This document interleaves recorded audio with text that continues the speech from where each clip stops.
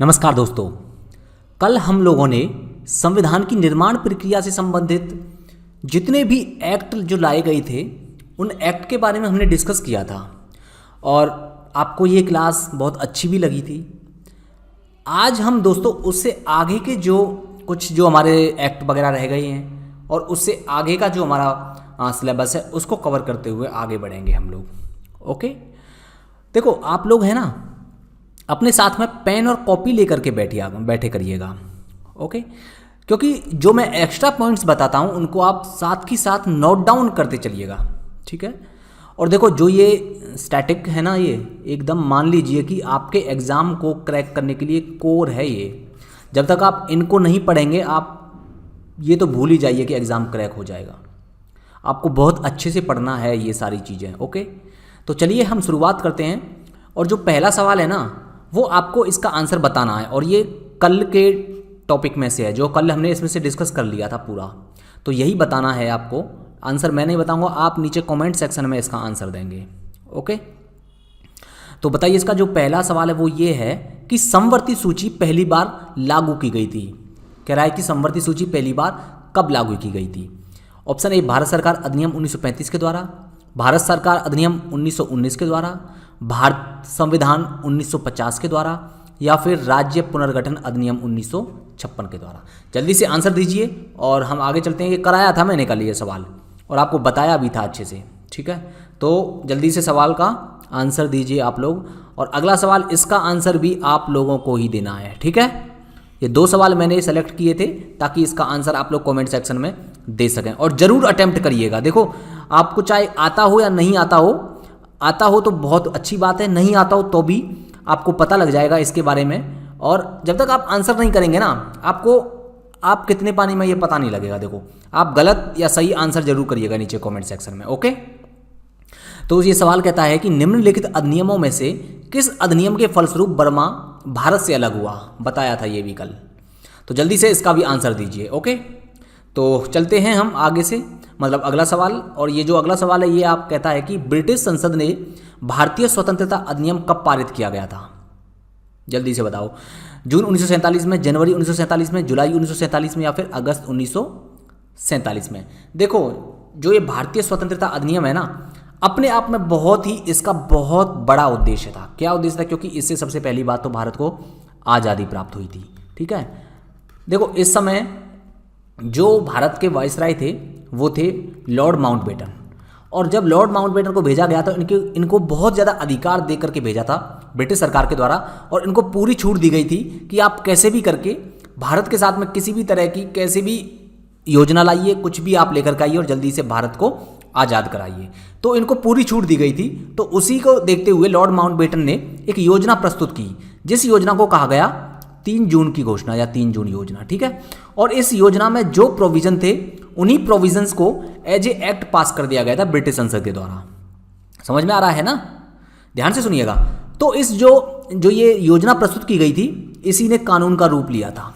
और जो ये अधिनियम 4 जुलाई 1947 को ब्रिटिश संसद ने इसको पेश किया गया था, और क्राउन के सिग्नेचर के बाद जब क्राउन की सहमति मिल गई इसको, तो 18 जुलाई 1947 को क्या बन गया, ये बन गया एक्ट, यानी कि कानून बन गया दोस्तों ये। और इसी के साथ में इसमें कहा गया था कि भारत का 2 राज्यों में विभाजन कर दिया जाएगा, मतलब एक तो भारत और दूसरा पाकिस्तान।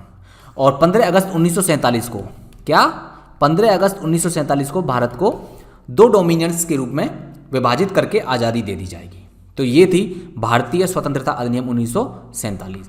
अब अगला सवाल है, कहता है कि भारत के प्रथम भारतीय गवर्नर जनरल कौन से। ध्यान से सुनिएगा, प्रथम भारतीय गवर्नर जनरल सी राजगोपालाचारी, माउंटबेटन, डॉक्टर राजेंद्र प्रसाद, सरदार वल्लभ भाई पटेल। देखो अगर सवाल होता कि भारत के या कि ये होता कि स्वतंत्र भारत के पहले गवर्नर जनरल कौन थे, तो वो माउंटबेटन थे। लेकिन पहले भारतीय गवर्नर जनरल की बात करी जाए तो वो सी राजगोपालाचारी थे। सी राजगोपालाचारी जी, इनका देखो जो जन्म हुआ था ना तमिलनाडु में, कहाँ पर? तमिलनाडु में कृष्णागिरी डिस्ट्रिक्ट में इनका जन्म हुआ था, और गांव था थोरापल्ली, ठीक है। कौन सा गांव था? थोरापल्ली गांव था, और डेट थी 10 दिसंबर 1878, ध्यान रखिएगा, ठीक है। और 21 जून 1948 से 26 जनवरी 1950 तक इनको गवर्नर जनरल बनाया गया था। जवाहरलाल नेहरू उस समय प्रधानमंत्री थे और इनके बाद में जो लुइस माउंटबेटन, ठीक है ना, लुइस माउंटबेटन इनसे पहले आए थे और बाद में इस गवर्नर जनरल की पोस्ट को खत्म करके राजेंद्र प्रसाद जी को प्रेसिडेंट ऑफ इंडिया बना दिया गया था। ये सी राजगोपालाचारी जी हैं। अगला सवाल है कि संविधान को एक पवित्र दस्तावेज कहा था, लेकिन ये किसने कहा था, जल्दी से बताओ। महात्मा गांधी, बी आर अम्बेडकर, दीनदयाल उपाध्याय या फिर मोहम्मद अली जिन्ना। अब देखो इसको, मोहम्मद अली जिन्ना को तो आप कट कर सकते हैं क्योंकि ये भारत के संविधान के बारे में क्यों कहेंगे, नहीं कहेंगे ना। दीनदयाल उपाध्याय, बी आर अम्बेडकर, महात्मा गांधी, इनके बारे में आपको थोड़ा सा गैस करेंगे तो हो सकता है। ये कैसे हो सकता है मैं बता दूंगा आपको। ऐसे सवालों को कैसे स्मार्ट गैस से करते हैं।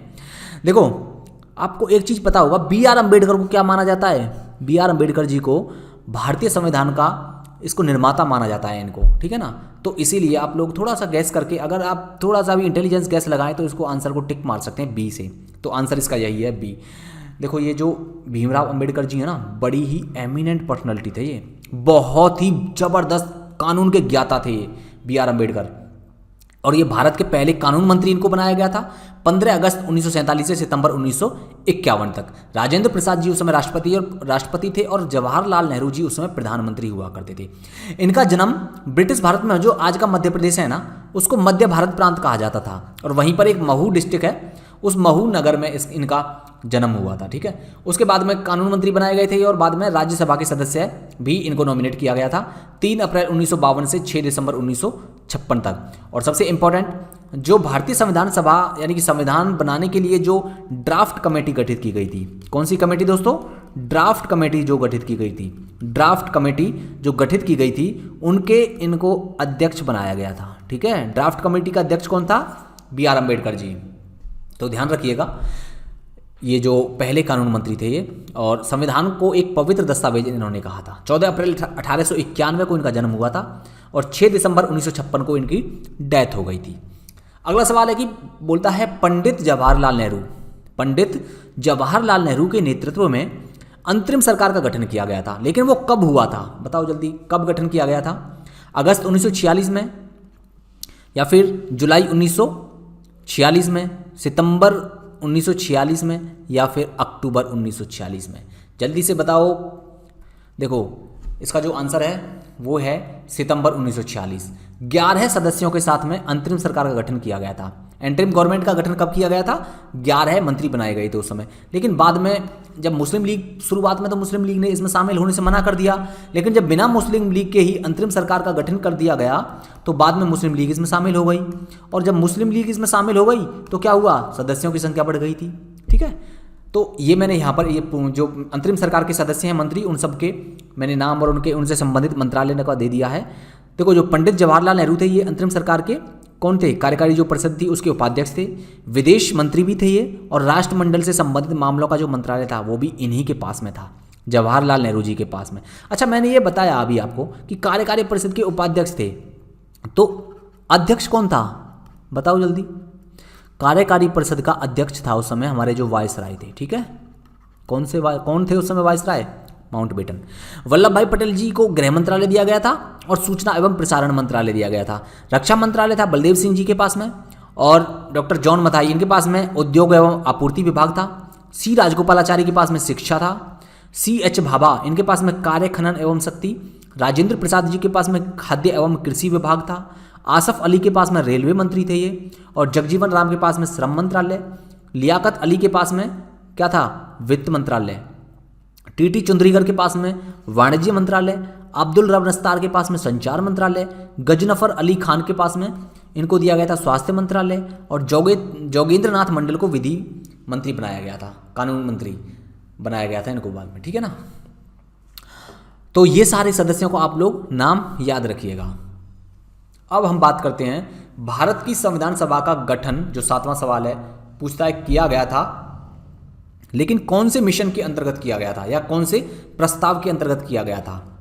कैबिनेट मिशन योजना के अंतर्गत भारत की संविधान सभा का गठन किया गया था, या फिर क्रिप्स प्रस्तावों के अंतर्गत इसमें प्रावधान था, भारतीय स्वतंत्रता अधिनियम के अंतर्गत, और ऑप्शन डी माउंटबेटन योजना जो हमने अभी डिस्कस की थी 3 जून योजना। जल्दी से बताओ आंसर क्या है इसका। देखो इसका आंसर है ए, कैबिनेट मिशन आया था उस समय, और ये 3 सदस्यीय मिशन था। कितने सदस्य मिशन था साथियों? 3 सदस्यीय मिशन था। और इसमें जो सदस्य थे वो थे लॉर्ड पैट्रिक लॉरेंस, जो कि भारत सचिव हुआ करते थे, इन्हीं की अध्यक्षता में आया था ये एक्चुअली में, नहीं व्यापार बोर्ड के पैट्रिक लॉरेंस की अध्यक्षता में आया था। सर जो स्टैफर्ड क्रिप्स दूसरे सदस्य थे, और ये सर स्टैफर्ड क्रिप्स व्यापार बोर्ड के अध्यक्ष हुआ करते थे। एवी अलेक्जेंडर जो थे तीसरे सदस्य, वो एडमिरलिटी के फर्स्ट लॉर्ड या फिर नौसेना मंत्री भी हम इनको कह सकते हैं। 1946 में ब्रिटेन के प्रधानमंत्री इटली हुआ करते थे, और इटली ने भारत को स्वतंत्रता देने के लिए और भारत के साथ बातचीत करने के लिए, ताकि भारत को आज़ादी दिया जा सके, इसलिए इटली ने ये 3 सदस्यीय कैबिनेट मिशन भेजा था, और इन्होंने ही ये योजना तैयार किया था। इन्हीं के आधार पर ही भारत में संविधान सभा की गठन की बात की गई थी, ठीक है ना। इस मिशन को बहुत ज़्यादा अधिकार दिए गए थे ताकि भारत को शांतिपूर्ण सत्ता हस्तांतरण की जा सके। अगला सवाल, क्वेश्चन नंबर 8, संविधान निर्मात्री सभा की प्रथम बैठक कब आयोजित हुई थी? संविधान निर्मात्री सभा की पहली बैठक 31 दिसंबर 1946, ऑप्शन ए। ऑप्शन बी 9 दिसंबर 1946, ऑप्शन सी 2 अक्टूबर 1946, ऑप्शन डी 2 सितंबर 1946। तो जल्दी से बताओ, इसका जो आंसर है पहली बैठक संविधान सभा की, जल्दी बताओ पहली बैठक संविधान सभा की कब हुई थी दोस्तों? ये हुई थी 9 दिसंबर 1946 को। 9 दिसंबर 1946 को पहली बैठक हुई थी। और जो आज का जो हमारा संसद भवन है ना, उनका जो आज सेंट्रल जो कक्ष है, जो केंद्रीय कक्ष, वहीं पर ये पहली बैठक हुई थी 9 दिसंबर 1946 को। और इस समय डॉक्टर सच्चिदानंद सिन्हा जी को सभा का अस्थायी अध्यक्ष चुना गया था। क्या चुना गया था? अस्थायी अध्यक्ष। ठीक है, ध्यान रखिएगा, सवाल बनते हैं यहाँ से दोस्तों। ये बिल्कुल एकदम ऐसे सवाल उठाए हैं मैंने, ऐसे सवाल बनाए हैं जो आपको सीधे सीधे दिख जाएंगे आपके एग्जाम में। तो ध्यान से सुनिएगा, ध्यान से पढ़िएगा और लिख लीजिए, लिखते चलिएगा जो जो चीज़ें आपको इंपॉर्टेंट लग रही हैं। वैसे मैं जो बता रहा हूँ सभी इंपॉर्टेंट है, वो सारी चीज़ें ही, ठीक है। और मुस्लिम लीग ने इस बैठक में, जो पहली बैठक हुई थी, जब बहिष्कार किया था इस बैठक का, लेकिन बाद में शामिल हो गई थी मुस्लिम लीग, ठीक है। क्वेश्चन नंबर 9 कहता है कि भारत का संविधान कब लागू हुआ था? 15 अगस्त 1947, ऑप्शन बी 26 नवंबर 1949, या फिर 2 अक्टूबर 1950, या फिर 26 जनवरी 1950। जल्दी से बताओ। देखो, इसका जो आंसर है वो है 26 जनवरी 1950। लेकिन जो संविधान का निर्माण हो चुका था ना, वो 26 नवंबर को ही हो चुका था, 26 नवंबर 1949 को। लेकिन इस समय ये जो डेट चुनी थी ना, कौन सी, ये जो डेट 26 जनवरी 1950 की जो डेट चुनी थी, वो इसलिए चुनी थी दोस्तों कि देखो, थोड़ा सा बैकग्राउंड, हम थोड़ा सा पीछे चलते हैं। 1929 में लाहौर अधिवेशन हुआ था। कौन सा अधिवेशन हुआ था? लाहौर अधिवेशन। किसकी अध्यक्षता में हुआ था? नेहरू जी की अध्यक्षता में। कौन से नेहरू? JL नेहरू, जवाहरलाल नेहरू। इनकी अध्यक्षता में 1929 का कांग्रेस का अधिवेशन हुआ था, लाहौर अधिवेशन जिसको जाना जाता है। और इस अधिवेशन में राष्ट्रवादियों ने शपथ ली थी कि अब आगे से 26 जनवरी को स्वाधीनता दिवस के रूप में मनाया जाएगा, यानी कि स्वराज दिवस के रूप में मनाया जाएगा। और इसीलिए 26 जनवरी 1930 को पहली बार स्वराज दिवस के रूप में मनाया गया था, ठीक है। कहाँ पर? रावी नदी के तटी पर, रावी नदी के किनारे तिरंगा झंडा लहराया था और भारत को स्वतंत्रता दिलाने की इन्होंने शपथ ली थी। इसीलिए 26 जनवरी 1949 को संविधान निर्माण हो चुका था। बावजूद इसके हमने कौन सी डेट चुनी कि भैया हम तो जब मनाते आ रहे हैं 26 जनवरी को एज ए हमारा स्वराज दिवस, तो हम 26 जनवरी को ही संविधान को लागू करेंगे। और अब 26 जनवरी 1950 हमारा, यानी कि 26 जनवरी अब क्या मनाया जाता है? गणतंत्र दिवस के रूप में, ठीक है। ये पूरा हमने डिस्कस कर लिया, ये हमारा कॉन्स्टिट्यूशन है। और 26 जनवरी 1950 को हमने क्या संविधान सभा को, मतलब संविधान को लागू कर दिया था।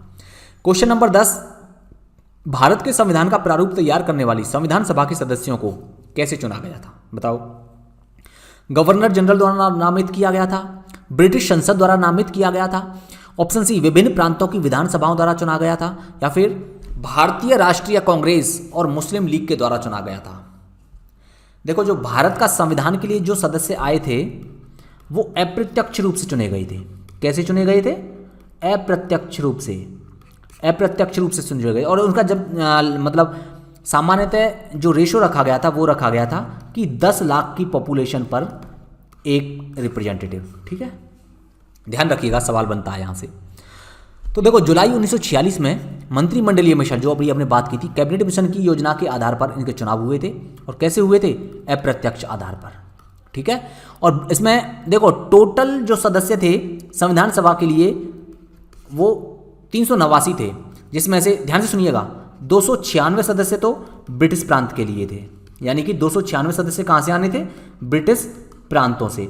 और बाकी के जो बचे 93 सदस्य है, ये 93 सदस्य आने थे कहाँ से, देसी रियासतों से, देसी रियासतों से आने थे। समझ में आया, कहाँ से आने थे 93 सदस्य, देसी रियासतों से आने थे। तो देखो इन जो 296 जो सदस्य थे, इनमें से 210 सदस्य तो साधारण स्थान थे, यानी कि उनको रिजर्व नहीं किया गया था। बाकी के जो 78 सदस्य हैं, यानी कि 78 सीटों को रिजर्व किया गया था मुस्लिमों के लिए। तो इन 210 में से 191 सीटों पर दर्ज, यानी कि सीटों पर जीत दर्ज की किसने, कांग्रेस ने। समझ में आ रहा है ना। अब जो ये जो 78 मुस्लिमों के लिए जो सीट रिजर्व की गई थी, इनमें से 73 सीटें मुस्लिम लीग ने जीती थी। ओके। और टोटल अगर मैं बात करूं तो 296 में से 212 सदस्य कांग्रेस के थे और मुस्लिम लीग की आज्ञा के जो पालन करते, यानी कि कह सकते हैं जो मुस्लिम लीग के कानून निर्णयों को मानने वाले थे, यानी कि मुस्लिम लीग के खेमे में 73 सदस्य थे। और बाकी के जो शेष 11 सदस्य बचे, उसमें से 6 सदस्य कांग्रेस का नेतृत्व मानने के लिए तैयार हुए थे। तो हम कह सकते हैं मेजोरिटी किसके पास थी, सीधी सीधी कांग्रेस के पास थी। ओके। अब जो हमारा सवाल नंबर 11 है वो कहता है कि भारतीय संविधान सभा के प्रथम दिन, यानी कि पहले दिन जो अधिवेशन हुआ था, उसकी अध्यक्षता किसने की थी। अभी थोड़ी देर पहले डिस्कस किया था हमने। जो पहले अस्थायी अध्यक्ष किसको बनाया गया था, सच्चिदानंद सिन्हा जी को। ठीक है, किसको बनाया गया था दोस्तों, सच्चिदानंद सिन्हा जी को। तो सच्चिदानंद सिन्हा जी के बारे में हम बात करें, देखो ये जो सच्चिदानंद सिन्हा जी थे, ये पहले भारतीय थे जिन्हें किसी प्रांत का राज्यपाल बनाया गया था और हाउस ऑफ लॉर्ड्स के लिए भी चुने गए थे। समझ में आ रहा। अब देखो 9 दिसंबर 1946 से 11 दिसंबर 1946 तक, यानी कि 2 दिन ही अस्थायी अध्यक्ष, बात करी थी ना हमने अभी, तो इनको अध्यक्ष बनाया गया था 2 दिन के लिए। उसके बाद में 11 दिसंबर को अध्यक्ष किसे बना दिया गया था, 11 दिसंबर को अध्यक्ष बना दिया गया था राजेंद्र प्रसाद जी को। किसको बना दिया गया था, राजेंद्र प्रसाद जी को। ठीक है। इनका जन्म हुआ था 10 नवंबर 1871 को आरा बिहार में, और डेथ हो गई थी इनकी 6 मार्च 1950 को 78 साल की उम्र में पटना में। अब ये लास्ट सवाल है आज का। इस सवाल में पूछा गया है कि निम्नांकित में से कौन संविधान निर्मात्री सभा का सदस्य नहीं है। जवाहरलाल नेहरू, मोहम्मद अली जिन्ना, मौलाना अबुल कलाम आज़ाद या फिर वल्लभ भाई पटेल। तो देखो आपको गैस लगा सकते हैं, मोहम्मद अली जिन्ना संविधान सभा की हमने बात करी थी ना अभी, मोहम्मद अली जिन्ना। देखो आपको बात बताऊँ ना, मोहम्मद अली जिन्ना शुरुआत में मुस्लिम और हिंदुओं की एकता के बहुत बड़े समर्थक हुआ करते थे ये, लेकिन बाद में लगभग 1913 के आसपास, ठीक है 1913 के आसपास, मतलब इन्हें ऐसा लगा कि हम कांग्रेस के नेतृत्व में जो मुस्लिमों को जो अधिकार मिलने चाहिए वो अधिकार नहीं मिल पाएंगे, और इसीलिए ये धीरे धीरे अलग होने लगे और सांप्रदायिकता की राजनीति इन्होंने अपना ली। बाद में ये लगभग 1913 के आसपास ही ये मुस्लिम लीग में शामिल हो गए थे, और फिर ये सीधी सीधी धर्म के आधार पर इनकी राजनीति होती रही थी। ये शुरुआत में बहुत कट्टर समर्थक थे हिंदू मुस्लिम एकता के। समझ में आ रहा है ना। जब खिलाफत आंदोलन शुरू किया गया था, आपको बता दूं मैं, तो उस समय गांधी जी से इनके बहुत बड़े मतभेद हो गए थे। इन्होंने कहा था कि आप जो धर्म के आधार पर ये इतना बड़ा देश की आज़ादी के लिए आंदोलन खड़ा कर रहे हैं, ये सही नहीं है। आप सोच सकते हैं इतने बड़े हिंदू मुस्लिम समर्थक थे मोहम्मद अली जिन्ना, लेकिन बाद में इन्हीं की करामात थी कि भारत को इन्हीं का ही सारा कुछ इतना बड़े पैमाने पर इन्होंने मुस्लिम कर दिया इन्होंने कि हमको अलग पाकिस्तान चाहिए, और बाद में इन्होंने पाकिस्तान ही लेकर के इन्होंने भारत का पेंडा छोड़ा इन्होंने। तो दोस्तों ये थी हमारी आज की पूरी डिस्कशन। उम्मीद करता हूँ आपको अच्छा लगा होगा, समझ में आया होगा सब कुछ। ठीक है, ये यहाँ पर मैंने इनके बारे में बता दिया है। ये पाकिस्तान के संस्थापक थे, ये बाद में मुस्लिम लीग के नेता थे, जो आगे चलकर पाकिस्तान के पहले गवर्नर जनरल भी बने थे। इनको कायदे आजम महान नेता और बाबा एक कौम, यानी कि राष्ट्रपिता के नाम से भी इनको नवाजा गया था। ठीक है। मुस्लिम लीग 1913 से भारतीय राष्ट्रीय कांग्रेस के सदस्य थे 1896 से 1913 तक, और बाद में 1913 में मुस्लिम लीग के ये सदस्य बन गए थे। इनकी जो मृत्यु हुई थी वो कराची में हुई थी, जन्म भी इनका कराची में हुआ था। उस समय ब्रिटिश भारत हुआ करता था 25 दिसंबर 1876 को। ओके दोस्तों, और आज का सवाल, लास्ट सवाल ये आपको बताना है, इसका आंसर कमेंट सेक्शन में दीजिएगा कि निम्नलिखित में से कौन संविधान सभा का एक गैर कांग्रेसी सदस्य था। Doctor B R Ambedkar, J B Kripalani, K M Munshi या फिर टी टी कृष्णामाचारी? जरूर आंसर कमेंट सेक्शन में दीजिएगा। इसी के साथ में धन्यवाद।